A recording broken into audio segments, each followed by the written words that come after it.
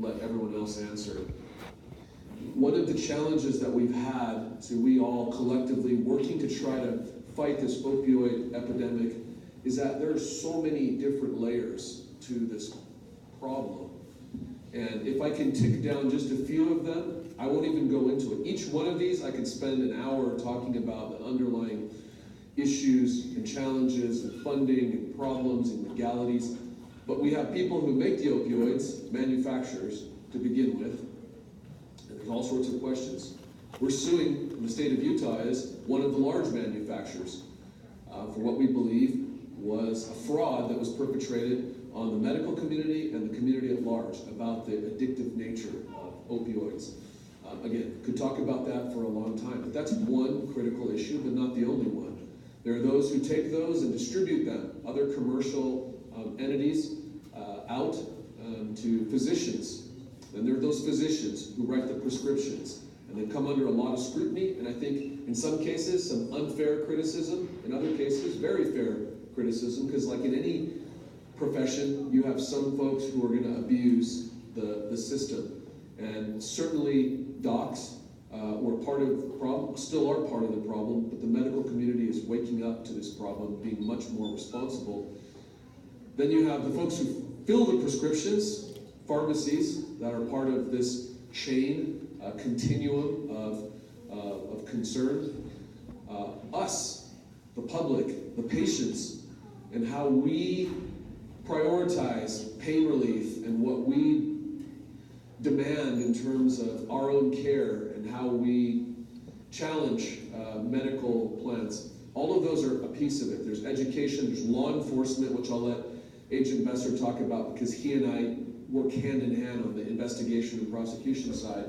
And then what Alema will talk about a lot, the probably the most important part, the long-term care, treatment, recovery.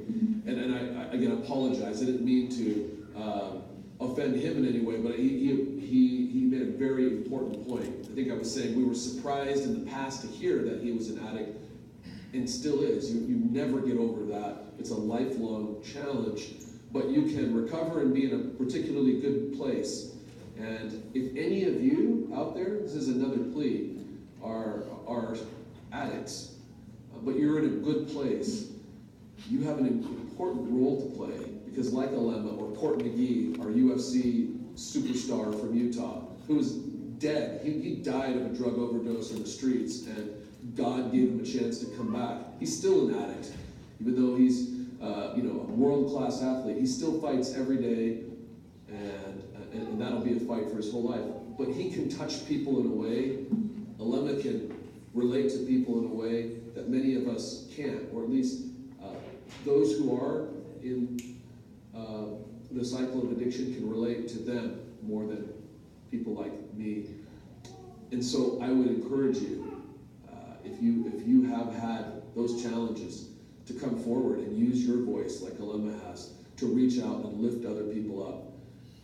If you can see all of those different areas, and naloxone fits into the life-saving or the emergency care. We have people who make movies to educate, like Jenny McKenzie and Dying in Vain. We have to address each of those issues holistically together, not all in separate little compartments trying to work on it, or we'll never be successful. And I believe that the reason we have seen a decrease in the rate of deaths here in Utah is because we have figured out in our state how to connect better and bring all these resources together and address these challenges together.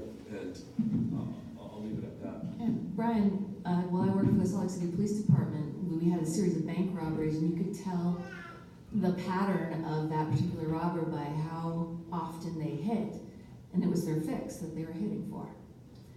Yeah, it's interesting, and as a sidebar before I address that, I just want to encourage you guys, if you have questions, this is the panel to ask. I mean, down in the dirt, nitty-gritty, in the weeds questions, please ask, because we're willing to take those. I just want to admonish you on one thing. Like the Attorney General said, we silo things. and I'm gonna address that, because I really believe that is the success that we're talking about here stems from that parochial problem. You guys own this problem. We all do. What we do is we look over there and say, you know what? Bill and Sue next door have a kid that's struggling with this. That's their problem. It's not their problem. It's our problem, collectively, because in a few years, some of you young people will get married. And you may have a spouse that struggles with this problem. You may have a child that ends up struggling with this problem. You may be in church on Sunday and realize that the person sitting next to you is struggling with this problem. And I can go on and on and on with anecdotal examples of why you need to own this, but you didn't. This is our problem collectively as a society, as a community. Until we change that and we quit pointing the finger and say it's their problem, we're going to continue to have the problem. And so I just admonish you that we have to own this. That's why it goes back to my previous statement that this room should be full. Why are we succeeding in Utah? Exactly what was mentioned. I would have never thought as a young agent 25 years ago that I would be seated next to a doctor and a politician talking about this problem. But law enforcement is now breaking out of the idea of merely enforcing, and now we're educating and we're empowering and we're joining hands. The fact that I get to sit next to treatment and prevention providers like Alema, rock star in this particular arena, and Jen, it just blows me away with what she's been able to do with the personal issues that she's had to deal with throughout her life, and literally made lemonade out of lemons. And Utah naloxone is, in my opinion, a cutting-edge program. I've never seen anything like it. Attorney General, I'm dealing with politicians here in Utah who think outside the box. They think in an innovative way. And really, going back to what he said, it's this idea of breaking out of these personal silos, these professional silos, and attacking the problem in a peripheral and in a 360 manner. And I'm thankful for that. All of us now are literally working outside of those silos to collectively deal with this. You know, getting back to your statement, it's interesting. I remember dealing in the early 90s, late 80s with the methamphetamine epidemic when it swept across the United States. I remember interviewing a guy that I had arrested for manufacturing methamphetamine. And he cut me off during the interview and he said, hey, we get on with this? He goes, I haven't eaten or slept in over 25 days. And he goes, I'm locked up now, I can't get my meth, and I'm gonna crash. And I said, okay. And we got on with the interview. And meth really scared me. It did. Out of all the drugs I've dealt with, methamphetamine was very volatile. And then all of a sudden we hit the opioid crisis. That scares me more because it is harder for me to spot. And so getting back to those patterns you were saying, you don't see that in the opioid epidemic. The opioid epidemic, the heroin and opioid epidemic, literally crosses all socioeconomic boundaries. I am dealing with businessmen. I am dealing with individuals in law enforcement who are struggling with this. It literally knows no parameters. So I just wanted to encourage you with that. Did you have a question, sir? Go ahead. Please, speak up. We're happy to break and take questions. So, in terms of prescription drugs, what if pharmacies gave out smaller doses, like just enough for the day for the more addictive drugs? Well, I can tell you this, we are aggressively working on that right now, not only from a policy standpoint, but with our healthcare industries, and Dr. Plum will be, she'll give you a phenomenal answer on that. We are aggressively working on that. So when you look at opiates or opioids being prescribed, pretty much in 7 days, people can start to develop a physical dependence on them. So your body, if you take it every day, as prescribed by your doctor for 7 days, sometimes, it depends on the person, but as little as 7 days, you can start to have this dependence on it, which means that then day 8 comes and you don't have it, and your body feels this withdrawal. Like, I need that in my system. There's a receptor in your brain that needs it there. So for me, I think a big piece of that is talking with, and all of us as individual community members, talking with our families, talking with our prescribers. I haven't had an opioid substance since I had my son 15 years ago. And at the time when they prescribed the medication to me, they just sent me home with the ball, right? There was no discussion about this could be addictive or dependence created. creating. This could be something that you could overdose on, even taking it as directed. And Janet was probably a full bottle. It was a full bottle, absolutely a full bottle of pills, 60 pills.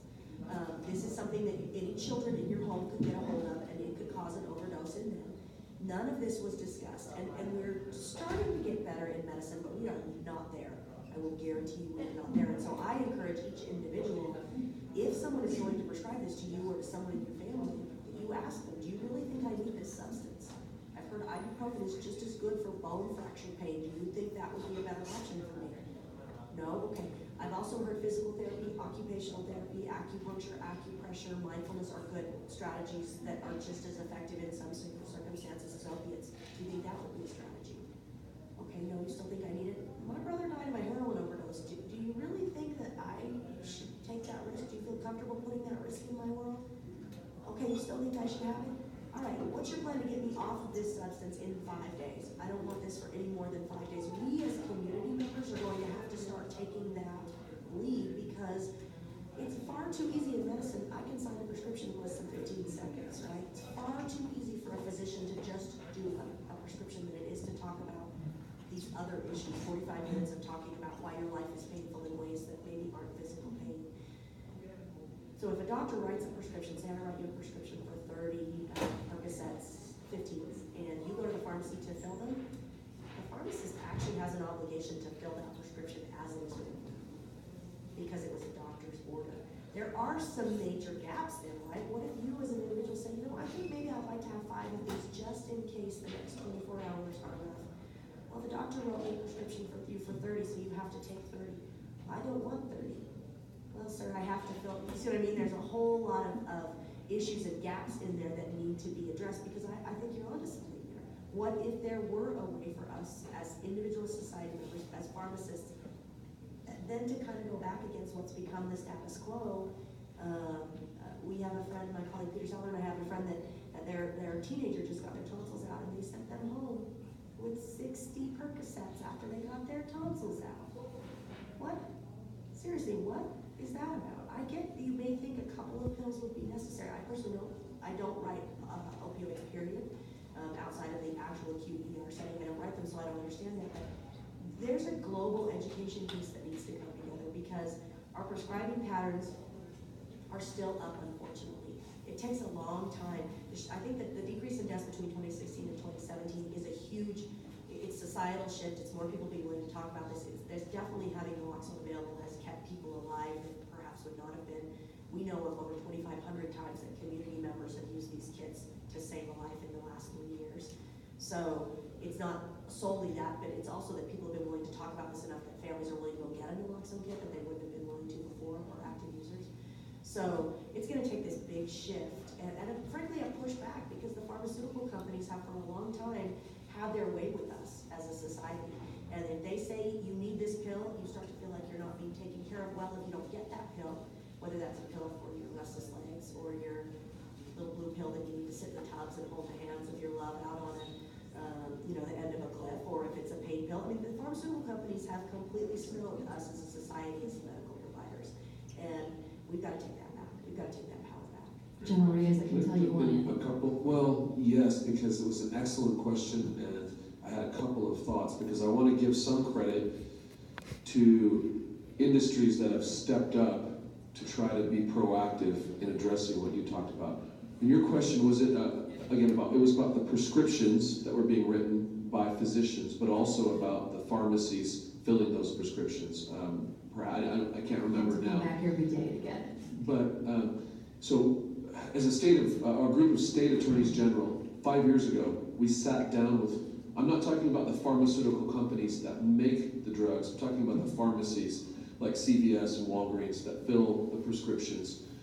We asked them, we can help you get those waivers, legally secure you from, immunize you. Would you be willing to reduce the amount that you fill? So even if it was a 30-day Percocet prescription, you would fill only up to 3 days or 5 days.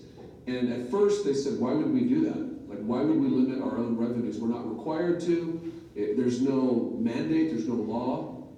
But over time, and this is where I want to give them credit, I think they saw what was happening. They have many of them been responsible, and you've seen earlier this year some of the biggest pharmacies push each other, challenge each other, and step up and say, we are now only going to fill a certain number of days. It doesn't matter if you have a 30 or 60-day prescription for your tonsils, you get 3 days, and then you're going to have to come back. You have to go back and see the physician and come back.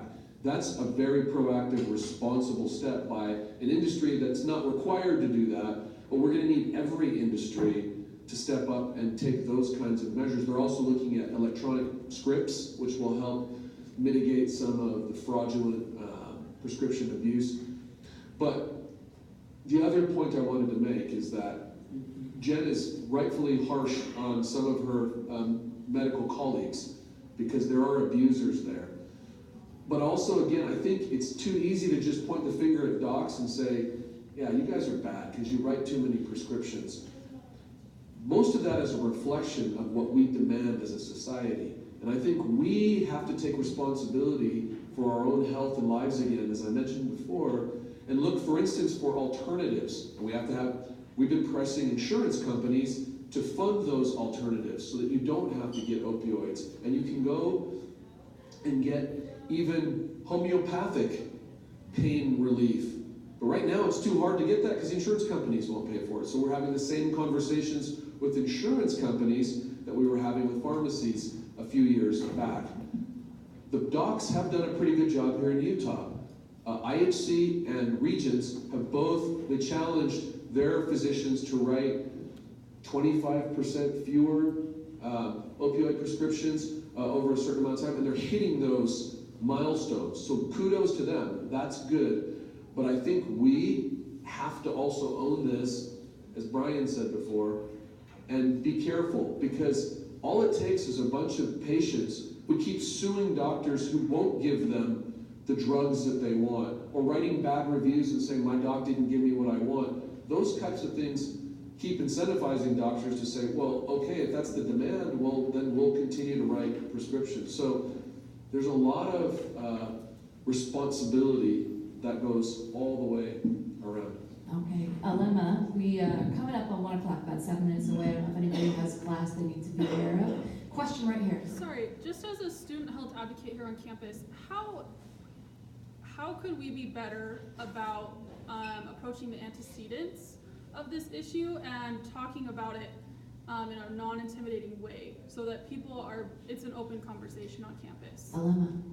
Yeah, I want to quickly address just something that the Attorney General was mentioning and that Jen and Agent Besser talked about, and Yeah. I would love to speak on that. Quickly, there is a twofold part here. We're talking about the supply and demand, right? And so we're all familiar with the economic model that is being presented here. And if we could, do something with the demand and the supply, would be affected. And I look back, as Jen was talking about, tonsils out 60 Percocet. Are you kidding me? What we understand today is that that's completely inappropriate for the medical need. And I think when we receive that information from the doctor, which is the expert, that you had this procedure, you need 60 pills, then I'm assuming that that's appropriate when it's not. The education is to the point now where we understand that the proper prescribing protocol would be 2 days, 3 days of pain medication, not 60 pills. So understanding that, I can speak also from the side of a person that was at a pain clinic as a patient demanding OxyContin.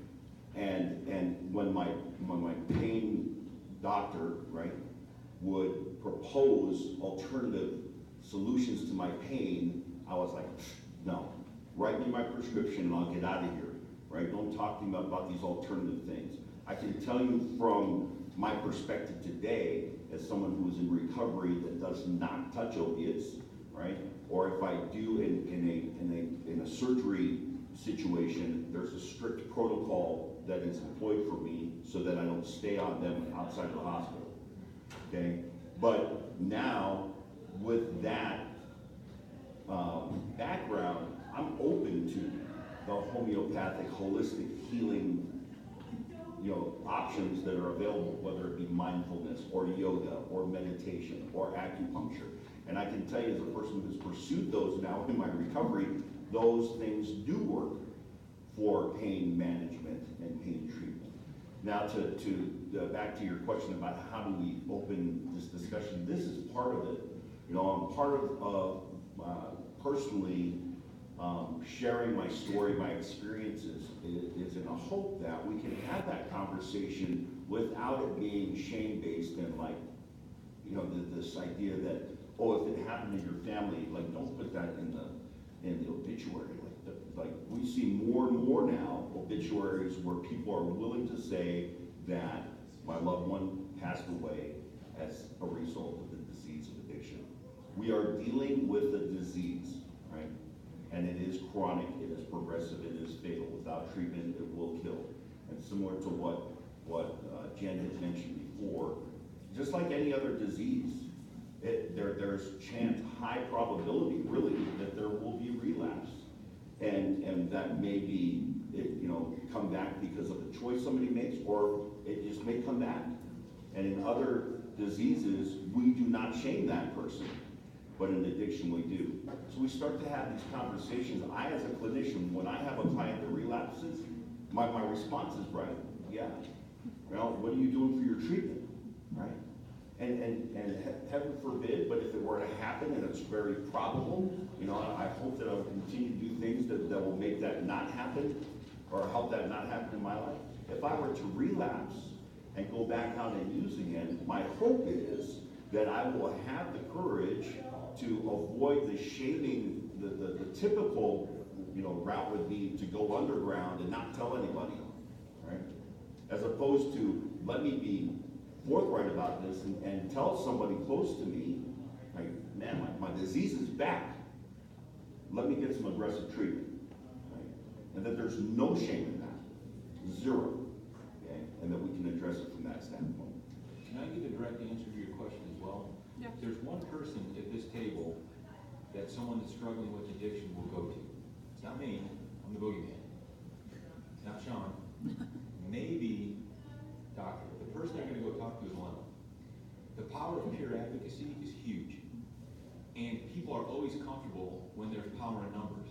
And any place I've gone across the state of Utah right now that's had success in this, it's where the people are coming together in a number, in a peer support group, dealing with it, saying, hey, just tell me your story. Because all of a sudden, a person hears what Alema says, and they're like, geez, look at this guy. I mean, he struggled with this, he's squared away, he's got it together, he's on this road to recovery, he's got a winsome message that is powerful to me. I want to talk to him. And then all of a sudden, it emboldens the person that's quietly dying inside to say, I think I can do this. But there has to be peer advocacy, there has to be peer support. It will die without it, I'm convinced of that. It may be a myopic viewpoint, but any successful program on a campus has to start with people who have been in the trenches and struggled with it, and then have come out the other side through that tunnel of light. And people like Dilemma are the ones that actually make that happen. Question right here. Okay, to follow on that one, I would like to know two things. One, do you have any programs for doing peer-to-peer advocacy that have been developed for implementation at the higher education level? Because we're the biggest community college in the West. 60,000+ people. We have a School of Arts and Media, and I'm sure some of you have been over there. I'm on radio Slcc. I listen all the time to all of the messages that we get. We get the public service announcements, but we want to move towards the student being his own advocate, peer-to-peer, friend-to-friend, person-to-person. And usually that comes with some kind of promotional program, healthcare promotion program that's structured, endorsed from the top down, and implemented community-wide. And what most people don't know is that we have a continuous education program here. And we cover more subjects than anybody. And this is one where I see could fit there, but I don't see anything that fits. So I was wondering, is there any effort towards putting together something like that? Well, Well, and I know that this kind of peer support, peer recovery coach, peer kind of warm handoff concept has been very